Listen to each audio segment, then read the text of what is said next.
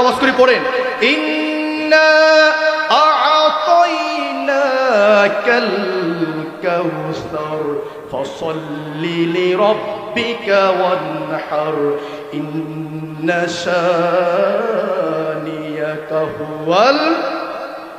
নবীর আল্লাহ কি দিয়েছেন? হাউজে কাউসার দিয়েছেন। নামাজ পড়বো কারে খুশি করার জন্যে নাকি মানুষকে দেখানোর জন্যে? আমাদের জীবনের সম্পদ জীবন সব কিছু উৎসর্গ করব কার জন্যে?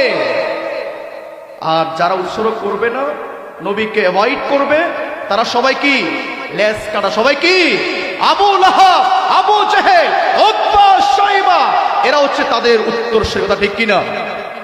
পঞ্চম নম্বরে দেখলেন কি, জাহান্নামে একজন ফেরেশতা আছে। জাহান্নামে সে দাঁড়িয়ে পাহারা দেয় 24 ঘন্টা। মালিক ফেরেশতা। কোন ফেরেশতা? মালিক ফেরেশতাকে দেখলেন রাসূল, রাগ ক্ষোভে সে তাকিয়ে আছে জাহান্নামীকে জাহান্নামের মধ্যে ঢুকানোর জন্য। ষষ্ঠ, বাইতুল মামুর দেখলেন। বাইতুল মামুর কোথায়? ফেনী শহরে। কোথায়? ঢাকাতে। কোথায়? আপনারা তো আমাদের সমাজের মানুষ, ইসলাম প্রেমিক, দিন ধর্ম প্রেমিক। বাইতুল মামুর হলো সপ্তম আসমানে। কোথায়? কোথায়? বাইতুল্লাহ বরাবর একদম সপ্তম আসমান বাইতুল মামুর। যে বাইতুল মামুরে প্রতিদিন 70,000 ফেরেশতা নামাজ পড়ে। কত হাজার ফেরেশতা নামাজ পড়ে? 70,000 ফেরেশতা শেষ হয়েছে, আবার 70,000 ফেরেশতা আসবে।